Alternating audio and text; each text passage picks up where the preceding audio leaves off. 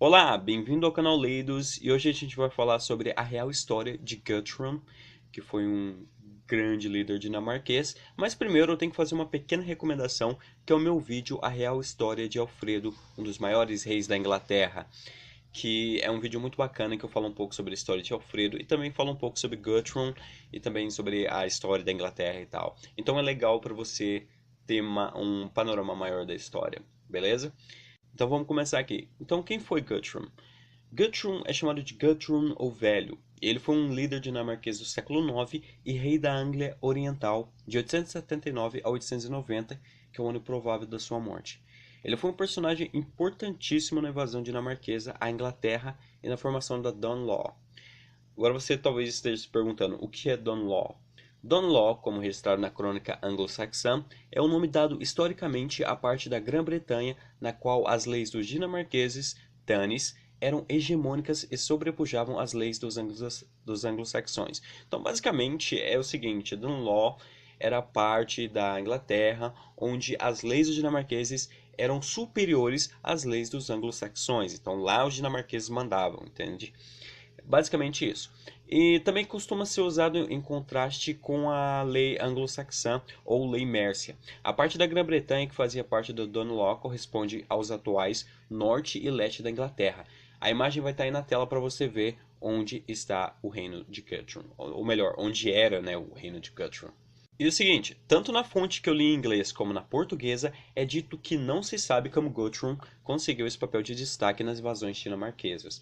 Os vikings, eles antes de 865 tinham suas operações de invasão mais predominante, isto é, fazer saques, pilhagens, etc.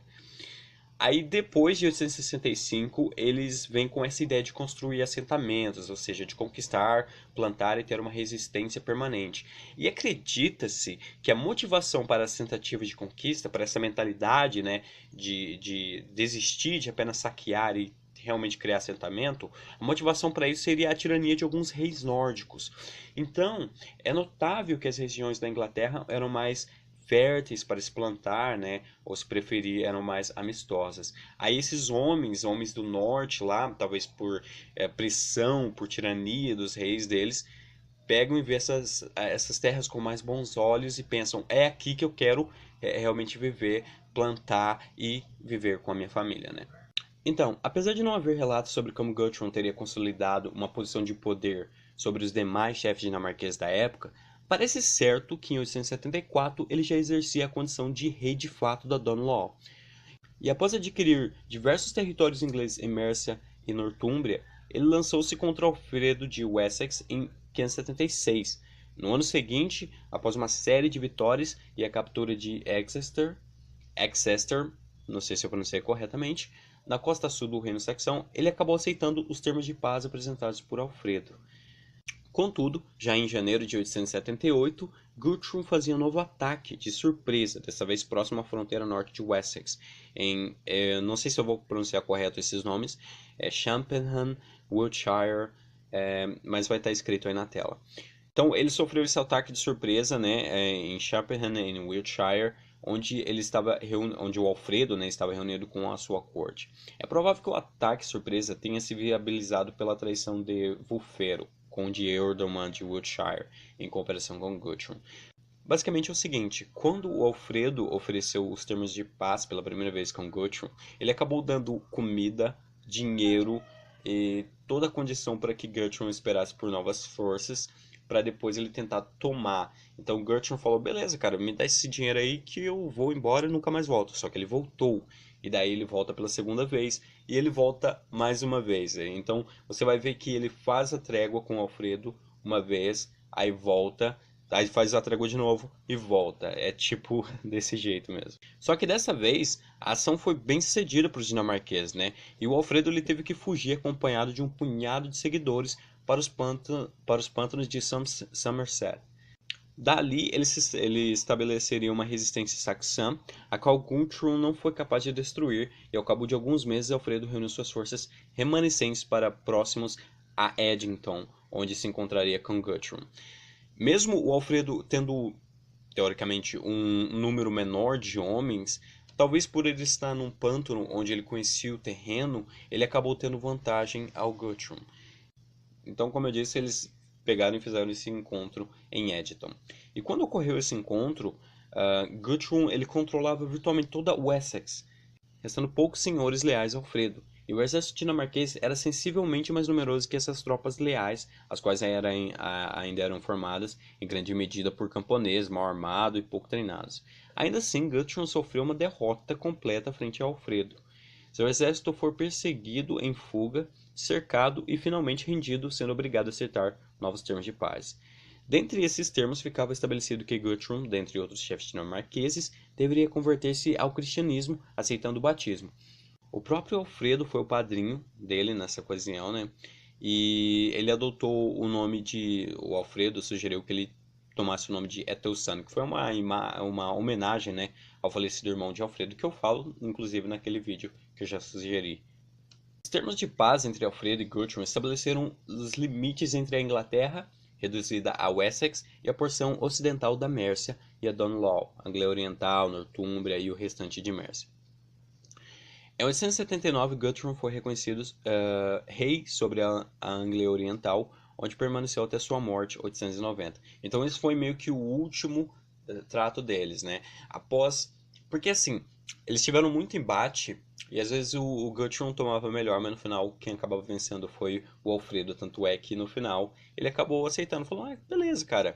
Porque o Alfredo ofereceu um acordo que não era ruim para ele. Eles iam ter as terras, eles só tinham que, tipo, se converter ao cristianismo. Isso não era ruim para eles, porque eles eram politeístas, né? Eles acreditavam em vários deuses. Então, pô, beleza, mais um deus para me acreditar, você vai me dar terras. Ok, tranquilo. Então, para eles era um acordo que fazia sentido. E, inclusive, falando sobre essa questão da conversão ao cristianismo, sua conversão ao cristianismo, como eu disse, ela se revela bastante estratégica do ponto de vista político. Se, por um lado, não abala sua condição de liderança em meio aos dinamarqueses, por outro lado, ele conquista força que legitima o seu poder sobre as terras cristãs conquistadas e suas comunidades. Então, quando Guthrum passa a ser cristão, mesmo os ingleses, as pessoas da Inglaterra mesmo, que vão olhar e falar, pô, dinamarqueses, mas falam assim, beleza, ele se converteu ao cristianismo. Ele mudou, cara. Então, isso dá um que a mais. Então, mesmo tendo falhado na conquista de Wessex, o Guthrum, mantendo os termos da paz, ele teve sucesso em manter o extenso território sob seu domínio, livre de influência política de Alfredo, e ainda dispensando o uso de contingentes militares nas fronteiras de Wessex, pôde usar esses contingentes na manutenção de seu controle interno sobre chefes menores. Então ele conseguiu, no final, ter tudo que queria até a sua morte, né? Teve até um caso específico que eu acho que talvez eu não tenha me atentado muito, mas eu já falei em outros vídeos, que entre os... É sobre essa questão até do cristianismo mesmo e como é diferente a percepção deles. Porque, por exemplo, quando o Alfredo propôs um dos acordos, ele pedia reféns como garantia, pedia que os dinamarqueses jurassem sobre o bracelete de Thor, que iam cumprir a palavra deles. E pro Guthrum, ele falava, beleza, cara, tudo bem, porque não tinha o mesmo peso como tem pros cristãos, às vezes, como eu posso dizer, por exemplo, um juramento no cristão sobre a Bíblia, ou esse tipo de coisa. E também a questão da troca de reféns, o Guthrum pegou uns reféns lá que o Alfredo considerava importante, mas a recíproca não é verdadeira, porque o Guthrum acabou entregando alguns reféns que, na verdade, poderiam ser uns caras que ele não tinha muita amizade. Poderiam ser, inclusive, seus rivais. Eram pequenos chefes, se eu não me engano, que poderiam rivalizar com o poder dele mais tarde. Então ele matou duas cajadadas com uma coelha só. Hã? Matou dois cajadadas com um coelho só? Cara, o que eu tava pensando pra falar uma coisa dessa? Na verdade é o contrário, né? Matou dois coelhos com uma cajadada só. O que é muito mal pros coelhos. O que a gente tem contra coelhos, na verdade? Mas enfim, o que eu quis dizer é que ele conseguiu de uma única maneira conseguir resolver duas situações. Beleza? Explicado? Ótimo. Voltando pro vídeo. Quando ele revogou esse acordo e matou os reféns, o Alfredo fez o mesmo. Só que ele não ligava para os reféns que o Alfredo pegou. Tá entendendo? E ainda acabou saindo por cima. E no final, como eu disse, ele foi lá para sua, após tantas incursões, após tantas batalhas, ele acabou aceitando essa trégua com o Alfredo, cada um viveu na sua terrinha de boa, tranquilão. Então, no mais, essa é a história do Guthrum, tá? Eu vou deixar várias fontes na descrição, se você quiser ler mais, se aprofundar. Eu acho que, por último, uma coisa importante dizer é só o papel do Guthrum na cultura popular, né? Que é, basicamente, ele tem o papel destacado nas séries As Crônicas Saxônicas, do Bernard Cornwell, que é um livro que eu recomendo em todos esses livros de história, principalmente sobre os vikings. Eu vou te recomendar demais, porque é o seguinte, cara. Você tá lendo um romance e você tá aprendendo história. Então, eu li o livro do Bernard Cornwell, aí eu ia pesquisar, assim, a história. Eu falo, cara, eu já vi isso, eu vi no livro do Bernard Cornwell. Então, você tá aprendendo realmente história. É claro que há ali uma mistura com ficção e tudo, mas de modo geral você consegue aprender muita coisa interessante. Esse vídeo deu um certo trabalhinho, então seria muito legal, me estimularia demais a fazer mais vídeos como esse, se você gostou.